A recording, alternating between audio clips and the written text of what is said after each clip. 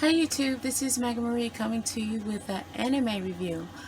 So, about a month and a half ago, I was flipping through Amazon and Amazon Prime, and I was looking for something new to watch, anime of course. And so, I was flipping through and I came across this anime, and I have to and all my over 20 some years of watching anime, at this point, I should know not to judge an anime or a manga by its cover. In a sense that you can't know what you're going to get just by looking at the cover, okay? It can always surprise you. So I see this picture of an anime with a Skeletor type of character on the cover. And I'm thinking, I'm not gonna like this. This is probably gonna be silly, or it's probably gonna be, I'm not gonna like it. Granted, I do like, like fighting anime, horror, thriller. I like all kinds of anime, but it was something else like, I'm not gonna like this. This looks boring. But boy, was I ever wrong about that. So I took a couple of notes to give a summary of what the anime is about, because I hate to repeat myself and get like a broken record. So this anime is called Overlord. Okay, and I have just fell into this anime.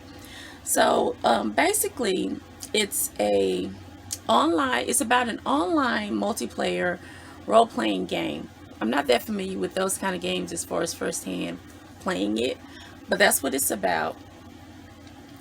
And this multiplayer game was about to go offline. It had a 12-year run, and it was about to go offline. It was wildly popular. And the game had, inside the game, it had a guild. And this was a very strong guild, and that was the Gong guild. Okay, and he was the leader of this guild. And the person that played his part, this particular individual who was the role player for this, was, his name was Mogan. This is Momaga. And towards the end of the game, when it was about to shut down, Momaga and only four members were left. Momaga and his other three friends, and they were hanging out in Nazarene. So everybody was, at home on their game systems, and they were hanging out at the headquarters in Nazarene, and they were all like, well, this is like, I guess, the end of this is about to go off, and everybody was saying their goodbyes to each other. And Momaga was like, listen, y'all want to hang out a little bit longer, stay until the time runs out, until the servers shut down? And they were like, no, we got things to do. We got to go to work in the morning. But, it's over, so we're moving on. And Momaga was like one of these type of guys where he went to work and came home, and the game was his whole world. And now it was ending, and he was sad, and everybody left and logged out. And he was just there. And the whole time when you're watching the anime, the episode, you just see him as Gong, and you see everybody as their characters. And you see everybody leaving, and he's sitting there as Gong inside the game. So you never actually see the people at their homes or anything. So he's inside the game, and he's waiting for the server to shut down. But then it doesn't shut down. As a matter of fact, the whole world of Nazareth, which is where the game was set, it transports to a whole different world.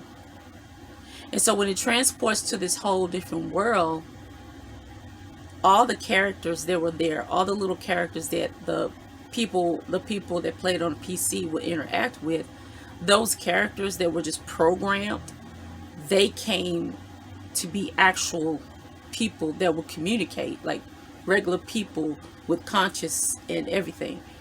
And so they're serving Momaga, I think I'm saying this name right, Momonaga. I probably butchered his real name, but so he ends up becoming the Overlord Gong. And his objective at this point, once he realizes what's happened, he's in this world with them and he can't get out. Okay. But now, mind you, he has no family, he has no friends in real life. So now that he's stuck in this world, he's just here anyway. He has no desire to even try to leave, but he wants to know if any of his other friends got trapped too. And so as he's pursuing that, he starts to merge into this character for real anyway. He still is part of himself, but as he starts to merge into this character, he begins to fall into it. And as the series goes on, it becomes more of a political thriller, and it kind of almost reminds you of Game of Thrones. The way he starts to conquer and he starts to interact and maneuver, and his relationships with the people that serve him inside his guild, and how he starts to expand, and it's so much about, he starts to have all this ultimate power and these levels of magic, and the other people and the other empires and the other people that he comes in contact with, because he's in a whole nother world now. He's not even in the PC world. The people that are immediately around him, those were the people, or the characters that were programmed when it was just a game. They've come to actual life, so he doesn't know what they're thinking or anything like that. He just kind of, there's one character before the game went offline and became an actual world, where he did change some things in one person that was a girl who was like really mean to him but loyal to him, but then he made her fall in love with him just at the last minute, just to see what it was like to have her like him. And then she ultimately was like, goo goo gaga for him. But outside of that, once it flipped over to the other world, then he had no control over anybody anymore as far as being a programmer, because he was one of the people that had programmed this world when it was just a PC game. But now that it is a real flesh and blood world, he has power over things through the power he has with his own magic, with his own abilities as an overlord.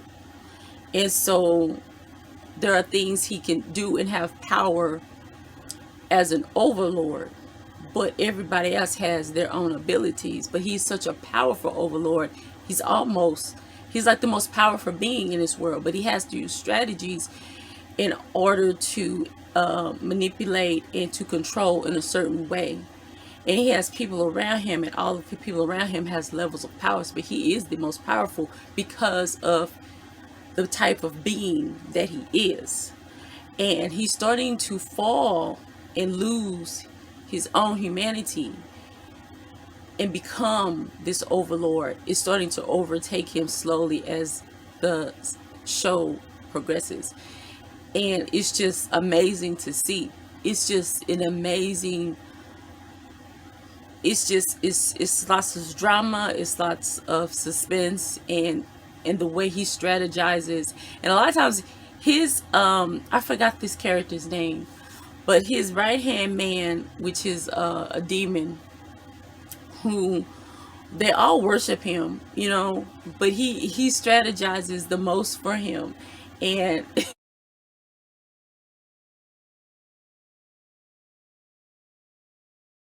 he always assumes that Isel knows. He's like, well, oh, your plan is so great. They don't know what you're thinking, but I imagine that this is what you're thinking. Is this right, my lord? And in the end, they're like, Isel is like, yeah, that's exactly what I was thinking. Because he's still partly himself, this office worker, but then part of him is Isel. So